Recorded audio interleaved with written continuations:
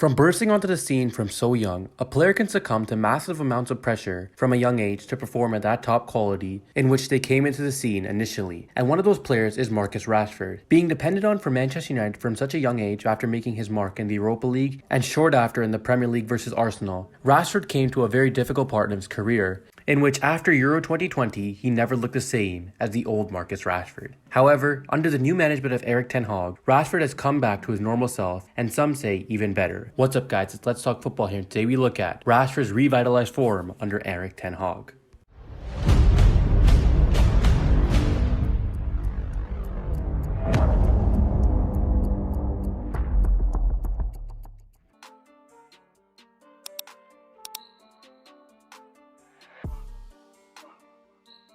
To many people's surprise, Marcus Rashford looks like a completely different player to the player that came out of Euro 2020 after missing the penalty. The Manchester United star has endured a difficult last 18 months after his form dissolved following his fatal penalty miss from England's past Euro 2020 campaign. And it seemed after that Rashford would focus on himself as he put off a shoulder surgery to represent the Three Lions in the tournament and started the last season on the sidelines as he recovered. He returned with a bang with 3 goals in 4 matches, but would only bag on another 2 occasions for the remainder of the campaign. However, under the new stewardship of Erik Haag, Rashford has returned to his best in the current campaign and is his club's top scorer, with 12 goals in all competitions. And going into the World Cup, there were questions raised as if the Rashford could keep up that level with the national team. And the 25-year-old answered those questions as he continued his fine form for his country, netting 3 goals in the group stages as England qualified for the last 16 of the World Cup in style. Before going crashing out, Rashford was joint top scorer in the tournament and was aiming to add to his tally if England made it past France.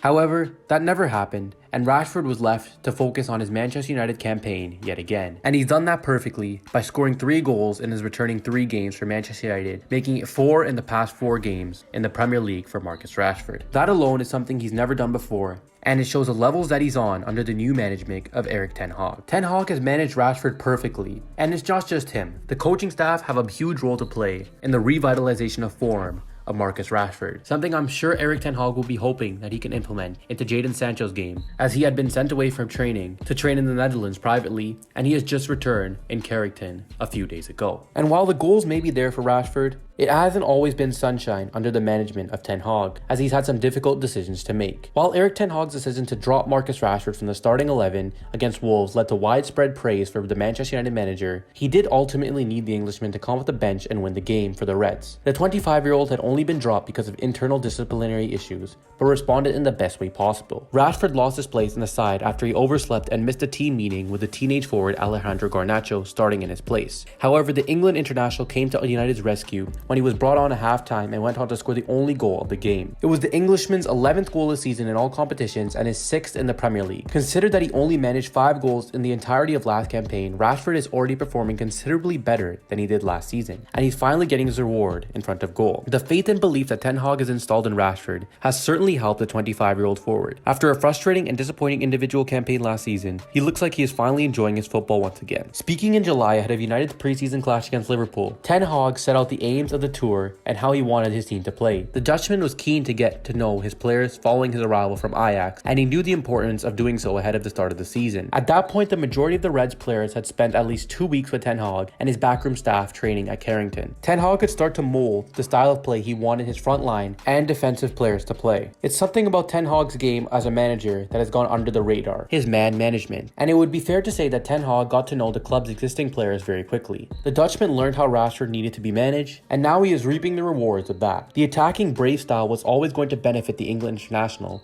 as was the determination of the press for the front. The departure of Cristiano Ronaldo in November simply increased the likelihood that the Reds would look to sign a new striker in January, but it also increased the pressure on Rashford. While the Portuguese ace has not been performing for United, there was always a chance that he would at least contribute in front of goal. Haag made it clear that he was going to get to know and understand his current players before bringing in a host of new signings, and he did exactly that. For Rashford, he has benefited from the Dutchman showing faith in the players, even though he underperformed last season, and now, as I said, he's reaping the rewards of the trust. Rashford has always been a direct player, and Haag knows that. Coming off the left or centrally, is where Ten Hag has played in most of the season, and he's benefited from both. Ten Hag is trying to make his players as versatile as possible, because as we know, United don't have the most depth compared to the likes of City or Chelsea, who have players for every position on the bench. However, something that Pep Guardiola has done extremely well is having his players being able to perform in multiple positions, and that's exactly what we're seeing Ten Hag implement. We've seen Luke Shaw go to center back, we've seen Lindelof go out wide into a wing back position, Casemiro even drop to center back, Rashford, as I said, take on the left, right, or even striker. It's something all elite squad needs to have: versatility for players to move where the manager needs them to play. The biggest thing I think that is benefiting Rashford as well is the competition for his spot. The signing of Anthony was never going to be easy for anyone, even if he played on the right side. And with the emergence of Alejandro Garnacho and the return of Jadon Sancho imminent, Rashford's pressure for his starting spot is going to be sky high. And that's where he needs to perform. Because under Ten Hag, if you play bad, you're going to get benched. And we saw that with the likes of Scott McTominay and Fred at the start of the season, who were quickly replaced by Casemiro and Eriksen due to their lackluster performances. Rashford's got to do the same, and Ten Hag has managed that perfectly. Going into the second half of the season just now, with already 12 goals and 4 assists in all competitions, we look to see what Ten Hag and Rashford can do in the next half of the season. Ten Hag even confidently said he can see Rashford getting 30 goals in all competitions after having a full season in charge of him. So maybe if it's not this season, but next season, we will see the Englishman go into another level of form possibly. But let us know in the comments down below. Do you agree that Ten Hag has brought Rashford back to his best, or has he surpassed that and gone to an even better level? Don't forget to like, subscribe, and share, and we'll see you guys in the next one.